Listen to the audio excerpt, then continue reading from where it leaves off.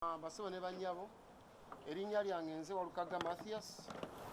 Olunaku lwaleero tuli wano ku kitebe oluvannyuma lw'okulaba social media nga waliwo ekiwandiiko ekitambula nga kiraga nti banzije mu lwokaano lw'okwesimbawo ngomba ka Parliament owa Busiro East akakiiko k'ebyokulonda kennyini akansunsula ate era ke kagamba nti kakoze ki kanzijeemu nga beekwasa nti obudde bwe nagendako okufuna nomination oba okwewandiisa nti nalina certificate ya mature age entry aptitude test ngeri expired oba ng'eweddeko.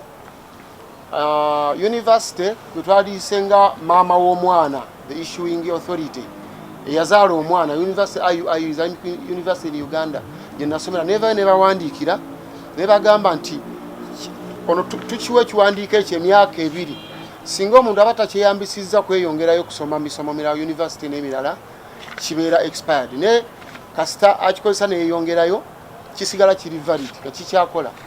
Nze natuula mu nnaku z'omwezi 25 ogwokubiri 2023 mu gw'omukaaga ebibuuzo ne bikomawo nga mpise mu gw'omunaana nenfuna admission ku St. Lawrence University wayita emyezi 2 gyokka kati era ndi ku mwaka gwakusatu. University zonna zibawandiikira akiiko k'okulonda IUIU za St. Lawrence ate natwala ne certificate mu National Council for Education to be equated and it was equated successfully nebeera nga eyimpa equivalence eya senior 6 ku Honorable Lwashande bwe bagitunuddeko bagambye makyazo omuntu azze nayo nga eri authentic tewaliiwo kye tuyinza kuddamu eyibaluwa esembayo kyokka ate ku Walukaga ye bwagireese ne bagamba nti ate ye si ntuufu kyokka nga National Council for Education fena yakola ki eyatuwa eyakola amagye mu 82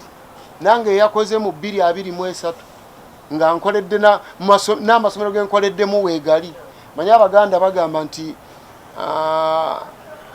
twalinga nkyerabidde olugero olwo amasomero weegali gavudde ne gawandiika ebbaluwa ne zijja. So eno ngitwala nga okusalawo kwabadde kwa byabufuzi so si kwa mateeka nga mukama wange esigibwa abannyonnyodde tetugenda kutuula tugenda mu High Court ebeere nga yegenda okutaputa ekintu kino ate era abajulizi ezo universities zensomeddemu siza kwewaayiriza kwa babeere nga bakitaputa manyi bajja kigoba era abawagizi bange mwenna mbagumya aba Busiro East akalulu kaffe gye kali mu 10 kasigale nga gye kali. National Unity Platform tesobola kusunsula muntu atalina biwandiiko nange kennyini ku level yange sisobola kujjaga nti nesimbawo nga manyi biwandiiko tebikola kikyemba nnoonya neŋŋamba nti ntadde town council ngenda mu Parliament gye mmanyi ekyetaagisa okugendayo era nga mbirina ate yo Electoral Commission yakoze muzannyo gwayo n'abo benvuganya nabo kubakkirizo bagaana lwe bampita lwali lwakutaano sijjukira date nengende ne council yampebwa council Nalukoola Abubeka nayogera n'omu kuba lawyers ba Electoral Commission gwesigenda kwogera linnya naye nga mukwano gwange n'agamba yantwala mu kasenge n'agamba nti kkirizo bagaana omu gw'ovuganya naye gwe bayita Honorable Sseggona yaleese ssente wano nnyingi nnyo buli muntu yamuwadde ssente. So ate ng'era eyo statement justifyinga omusango gwabwe nti eyampaabira gwe bayita Kalimiro ye manager wa Honorable Sseggona oba ofuna bulungi kiringa kwefulukuta bwana akuwaabira CBS yebe mutumye so mu bufunze nga kwefuwana wabira ready endala nga mukozi ku ready endala CBS yebe mukozi ki yebe mutumye so mu bufunze mubeere bagumuze kyali mugumu nyera mundaba ndi mugumu nnyo ndi mugumu nnyo siina buzibu bwonna era mmanyi nti nno tugenda kufuna justice mu High Court so bye bigambo byange nalyogedde bingi naye ebisinga mukama wange abadde abikoze ki abyogedde. Ngenda kukozesa obutikitiki butono nga bwe mutereza cameras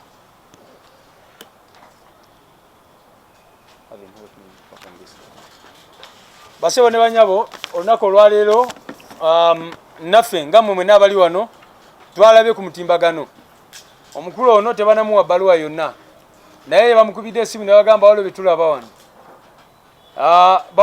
netulaba ku mutimbagano nti candidate waffe owa constituency ya Busiro East bamuje mu lwokaano nga akakiiko k'ebyokulonda akakulemberwa Mwambi Abakama ke kabikoze ebyo. Kakati wenjogerera bakandidates baffe bana bakajibwa mu lwokaano mu ngeri emenya amateeka, mu ngeri ey'ekimpatiira.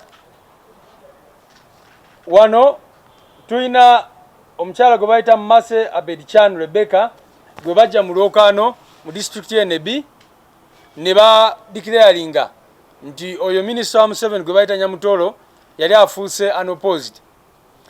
Ne bagenda mu maaso ne bajja mu lwokaano muganda waffe gwe bayita Ongelek Charles Ebukedeya mu constituency gye bayita Kachumbala, era naye ne bagamba nti candidate wa NRM yayita nga tavuganyizibwa. Ne baddamu ne bajjamu candidate waffe omulala gwe bayita Ayen Ernest, onnono ng'abadde akwatidde bendera ekibiina kya National Unity Platform ku bavubuka ba Northern Uganda. Ne bagenda mu maaso kati olunaku olwaleero ne bajjamu Honorable Mathias Walukaga mu lwokaano. Babadde bawa ensonga ez'enjawulo naye nga bw'ozitunulira zonna tezigoberedde mateeka. Ongelek Charles bagamba nti yali talina sigini kyazimala, abamu abamuwandiikisa baavaayo ne beegaana nti tebamuwandiisa. Ernest Ayen bagamba nti emyaka gye gyali gisinga ku egyo ye gy'alina newankubadde yalina amabaluwa gonna agalaga ekyo. Abedichan Rebecca naye bagamba nti sigini kyaze zaali teziwera. Kakati olunaku olwaleero Honorable Mathias Walukaga bagamba nti ebbaluwa ze ez'obuyigirize tezimala. Njagala bategeeza basewo ne banyabo nti akakiiko kaffe ak'ebyokulonda abantu bonna bwe baleeta empapula zaabwe kazekenneenya ne kaziyitamu okulaba nga ziyimiridde. Era abantu bangi nnyo abalina empapula ze twali tetutegeera bulungi abo tetwabawa kaadi y'ekibiina. Naye empapula z'omukulu Walukaga akakiiko kazeetegereza bulungi nnyo ne kalaba nga yali asaanidde okukwatira ekibiina kya NUP bendera ku kifo ekyo. Lwaki?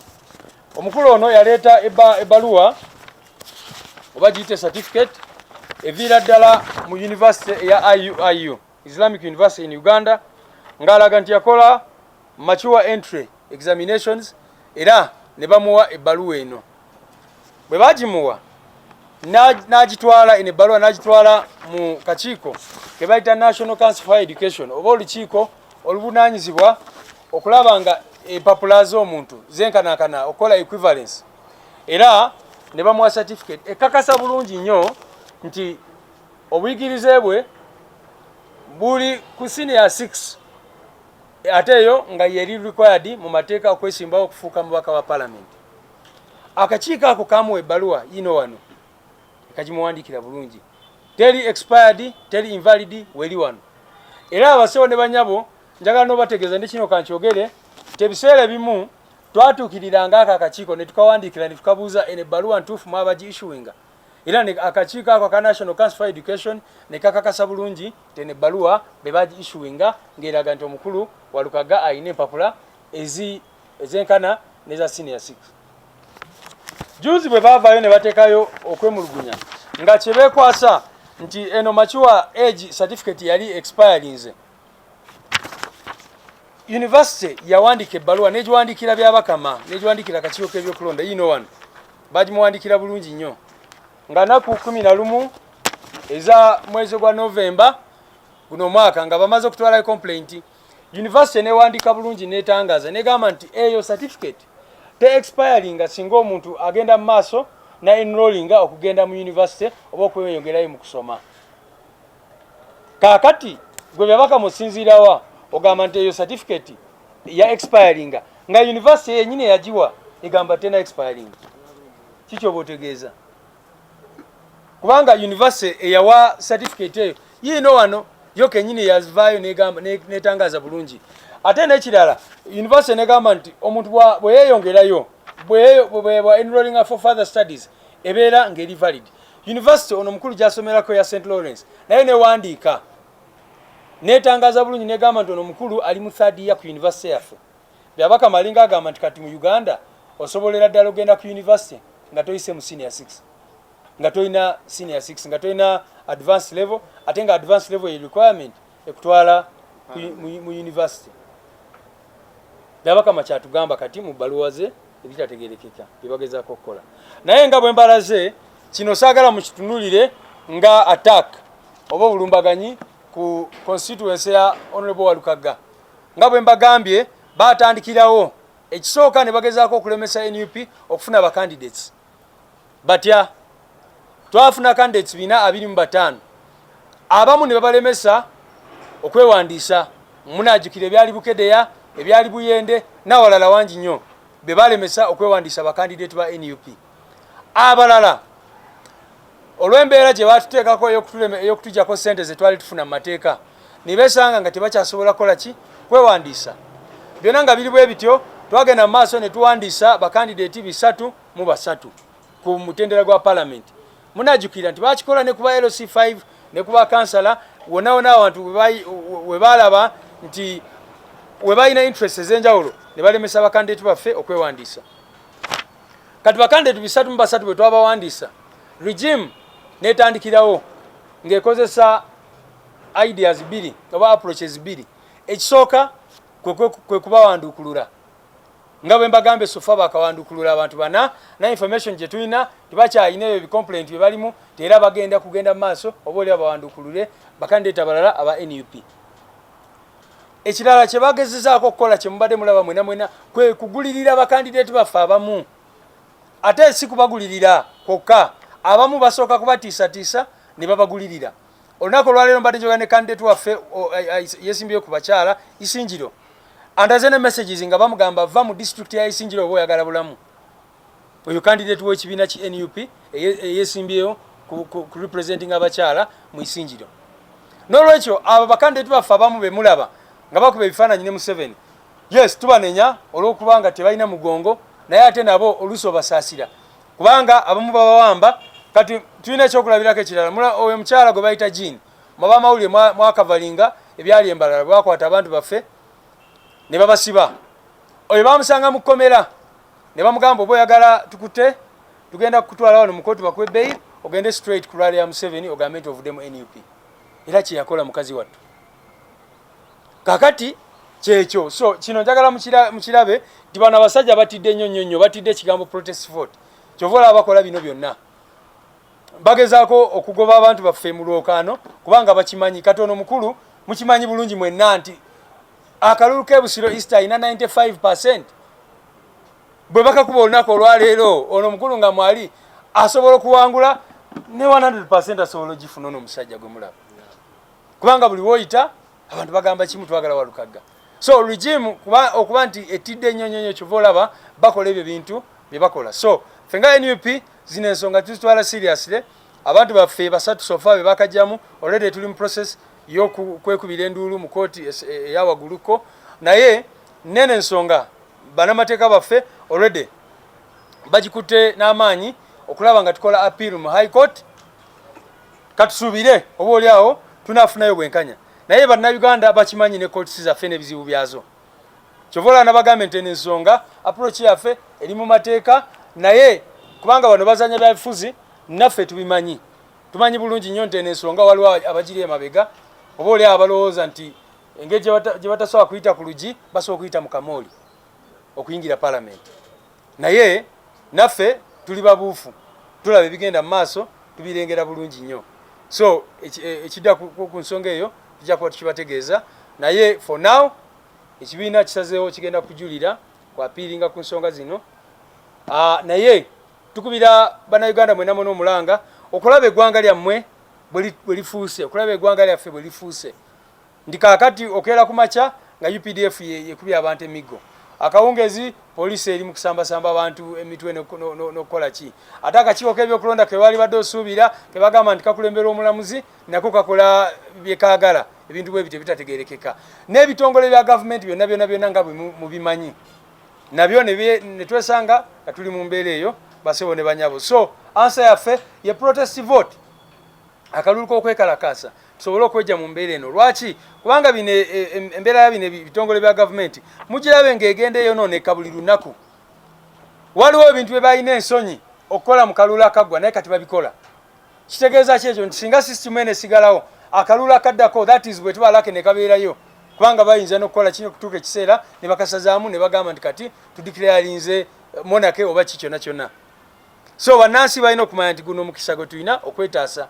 Tubadde wano twogera ne president ng'ali Fort Portal batandikidde okugala amakubo n'ebirala effujjo lyonna obumenyi bw'amateeka obugenda mu maaso. So bannayuganda ye answer esembayo ku nsonga zino zonna zonna ezigenda mu maaso. Ensonga gye mbadde njagala kubajjukiza ku nsonga zino mumanyi mwena mwena amanya sali Isaac Meya Binasana kyanaku nnyo nti omubaka omulala agiddwa mu palamenti akakyoka ebyokulonda kekamujjeemu naye kyekyenyamiza ate kyekwasa ennaku nti ate abalali ku ludda oluvuganya bwe babeera affected nnyo. Okusooka nze nandibadde nsuubira nti electoral commission omuntu gwe yandibadde asobola okusooka okugirayo ddala yandibadde ya Rwashande kubanga otunula Rwashande ebbaluwa gy'alina yagifuna almost nga UPDF tennaba kubeerawo ye naye ng'aye agamba UPDF yagimwa naye nga mujjukira UPDF Act oba UPDF bagiteekawo nga tumaze kufuna constitution naye bagiteekera omwo naye kakati ye yafuna ebbaluwa nga eyamucaka nga tannatuuka na mu constitution yaffe naye ye bamulaze nti ye kwali naye ate batuuka kubana aba opposition nga naddala okusinga eddala bannyo abo baba batunulira n'eriiso jjajje n'oba nga bakozesa era katya basobola okujjayo naye era ekyo kiva kuffe abali ku ludda obwa opposition nti tuganya okukkaanya ebiseera ebisinga otunuulira campaign trials zendabye eza bamayors ba MPs bonna balwana ba opposition bannaabwe so nga ate singa tusobola okubeera nga tufronting nga tugamba nti kakati wano kozi yaffe eriki nti eri bweti twandibadde tusobola okugenda mu maaso naye kati otunuulira campaign zetukola nga tetukyayogera naku NRM kati tulanga abalwana ku opposition tulwanagana nabo opposition so obutakkaanya n'okubeera nga tuganya okwegatta kigenda tukosa nnyo okulaba nga tufiirwa ebisifo ebisinga nja kuwa ekyokulabira kati ng'ewaffe Nansana sijja kukya kumwogera ku mukwano gwa Nkana Kambala bw'otunuulira aba NRM bamupulaningira nti ne waba Katonda amubiseeko akasubi n'awangula bagenda mujjayo nga bakosa kooti nolwekyo ndowooza senga twejjamu ez'entalo eziri unnecessary kubanga nze saawa eno ntunuulira abantu baffe nga tugenda kubaguza abantu ono naye nga bagenda mujja mu palamenti bagenda mujja bwa meya bagenda mujja ku buki so senga twandibale tukwatira wamu kwakati nze manye NRM byepulaninga obajje balukaga oli akyogedde tumusaze n'akyogera nti ate tulinireko n'ewamu oyo meya wa municipality n'agezaako n'awangula oyo tumugjayo wiiki esooka nolwekyo ndowooza entalo zino ezizze nga zimaluka nga tezirina na nsonga lwaki weeziri zandibadde zikendeera nga tuli mu kaseera kano kubanga NRM yo eringa ng'etafuganga nako myaka 4 naye balinga nga batafuganga nako bo balinga nga bagamba nti batandika butandisi nolwekyo twetaaga okwegatta twetaaga okulera okuvuma abantu bino ebyokugenda kulaale n'obeera nga buli omutandika laale mwogera mwina kaadi mwogera ku opposition ekyo kigenda tukosa nnyo nga ffe abalowooza nti twagala kukyusa obuyinza obuli mu gavumenti